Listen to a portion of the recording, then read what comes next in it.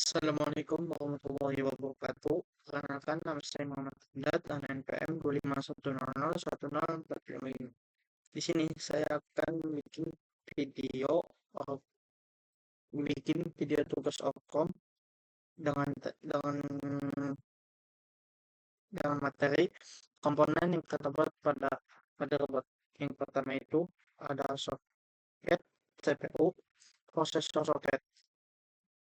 Soket CPU adalah tempat memasang prosesor dan berfungsi untuk menghubungkan prosesor dengan seluruh sistem pada motherboard. Yang seterusnya ada Cara pemasangan prosesor. Halo semuanya, pada video kali ini saya akan menunjukkan kepada kamu cara memasang prosesor. Di sini saya menggunakan Intel Core i3 2120 generasi kedua untuk motherboardnya menggunakan Asus H61 soket 115. Pertama kita buka dulu pengunci prosesornya dengan cara ditekan sedikit ke dalam sambil digerakkan ke kanan, lalu pindahkan ke atas supaya bagian soket atasnya terbuka. Lalu pada prosesornya bisa dilihat ada sebuah celah atau cekukan di sebelah kiri dan kanannya. Ini menandakan bahwa prosesor harus terpasang dengan benar di dalam dudukannya. Sekarang, letakkan prosesor dengan hati-hati di dalam soket dengan memastikan prosesor dan soketnya pas. Maaf untuk motherboardnya sedikit berdebu dan usahakan untuk pemasangan prosesor tidak berdebu seperti di video. Jika prosesor sudah terpasang pas di dalam soket, kemudian kunci dengan cara tutup bagian atas soket prosesor, lalu masukkan ke dalam bawah pengunci.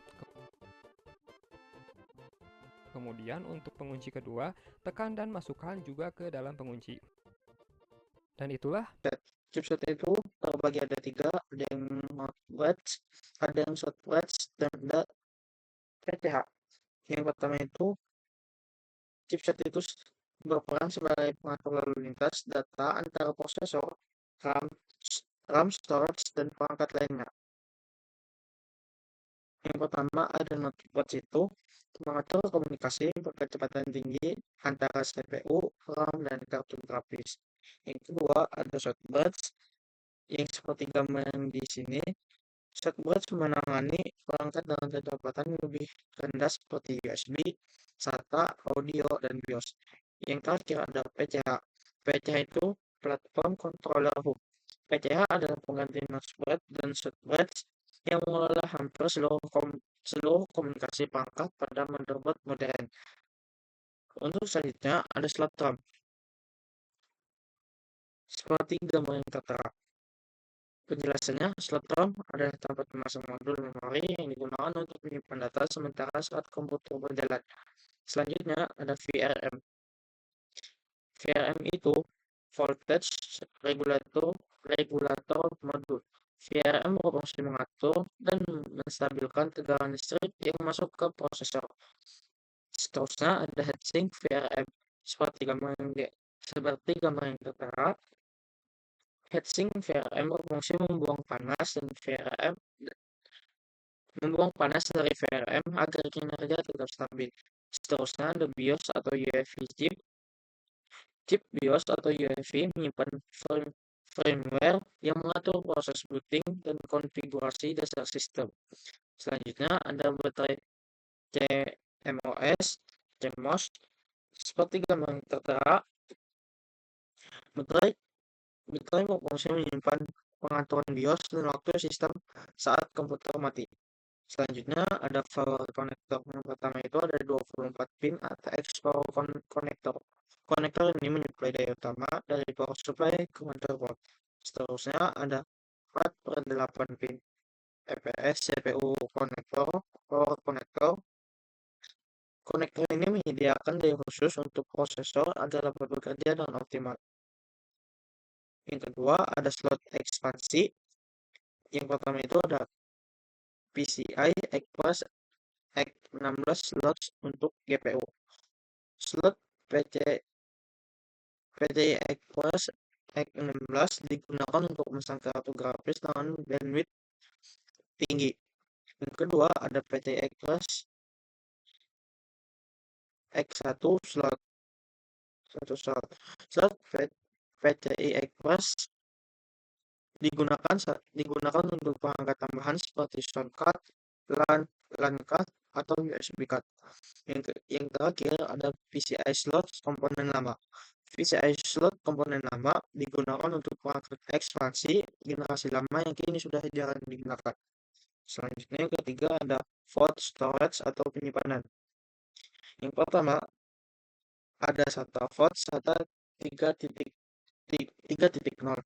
VOD SATA digunakan untuk menghubungkan hard disk dan SSD SATA ke motherboard.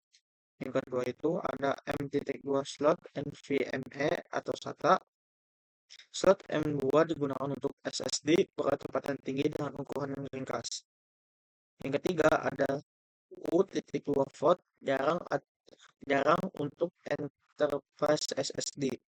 VOD U.2 digunakan untuk SSD enterprise dengan performa tinggi dan jarang ditemukan di PC rumahan.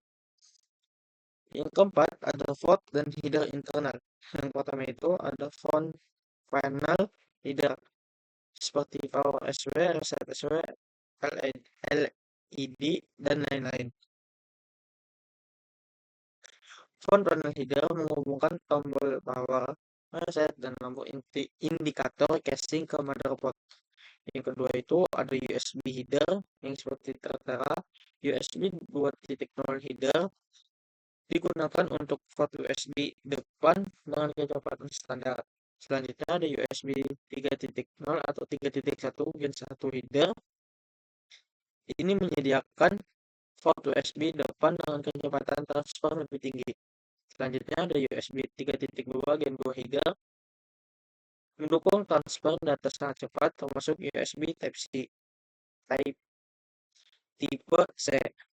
Yang selanjutnya ada audio header front panel audio menghubungkan jack audio depan casing ke motherboard. Yang selanjutnya ada RGB header 12V RGB header digunakan untuk lampu RGB non addressable. Selanjutnya ada 5V RGB header digunakan untuk lampu RGB addressable yang dapat jatuh per LED. Selanjutnya ada fan header. Yang pertama itu ada CPU fan header. CPU fan header digunakan untuk menghubungkan dan mengkontrol kipas prosesor. Yang selanjutnya ada I/O fan header. Header ini digunakan untuk mengontrol pompa pendingin cair I/O. Selanjutnya ada chassis fan header SCS fan. Header ini digunakan untuk menghubungkan kipas casing. Yang kelima itu ada VOD back panel. Yang pertama ada USB VOD, USB 2.0, 3.0, 3.1, 3.2, dan tipe C. Port USB digunakan untuk menghubungkan perangkat eksternal seperti flash disk, keyboard, dan mouse. Yang kedua itu ada HDMI VOD. VOD HDMI digunakan untuk menghubungkan monitor dengan tampilan dan suara digital. Yang ketiga itu seperti yang di foto ini ada display VOD. Display VOD digunakan untuk output video dengan resolusi dan refresh rate tinggi. Selanjutnya ada VGA atau DVI motherboard lama. Digunakan untuk koneksi monitor lama. Yang kelima ada LAN.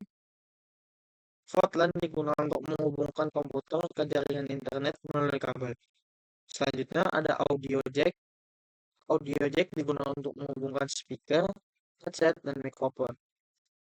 Selanjutnya ada PS2 VOD keyboard atau mouse lama. Digunakan untuk keyboard atau mouse generasi lama. Selanjutnya yang terakhir ada Wi-Fi antena konektor pada motherboard Wi-Fi onboard. Konektor ini digunakan untuk memasang antena Wi-Fi pada motherboard yang memiliki Wi-Fi onboard. Untuk penjelasannya itu saja dan sekian dari saya. Wassalamualaikum warahmatullahi wabarakatuh.